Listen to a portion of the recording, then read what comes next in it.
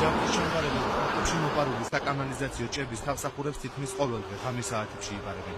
ბოლო თვეებში მარტო მარცხენა სანაპიროზე 20-ზე მეტი საკანალიზაციო ჭის საქმელი მოიპარეს. ოფიციალურად ჯარდის მიმღები პუნქტები თავსახურების ჩაბარებაზე უარს ამბობენ, თუმცა ელიავას ბაზრობის მიმდებარე ტერიტორიაზე სარქველებს მაღალ ფასებში ყიდულობენ, ამ დროებამ და შემდეგ პუნქტებში ანაწილებენ. საკანალიზაციო ჭების სარქველებს ძირითადად თბილისის გარეუბნებში იპარავენ. ახდილ ჭებს კი ქალაქის ნებისმიერ ადგილას გადასასვლელებზე თუ ტროტუარებზე შეხვდებით. თავახდილი ჭების გამო კი უბედური შემთხვევები გახშირდა. ყველაზე ბევრი შემთხვევა არის სამჭალის გზატკეცაზე. ახდილი არის ყველა ჭადა შეიძლება რომ ავარიული მდგომარეობა შეიქმნას ყოველთვის, მით უმეტეს როცა წვიმიანი ამინდია არ ჩანს არაფერი. საკანალიზაციო ჭების სარქველებთან ერთად ბოლო დღეებში თბილისის ქუჩებში პლასმასის ნაგვის ურნებიც გაქრა. გახშირებული შემთხვევების გამო უახლოეს მომავალში ჯარდის ჩამბარებელ პუნქტებს დახურვა, ხოლო მათ მეპატრონეებს სოლიდური ჯარიმის გადახდა ემუქრებათ.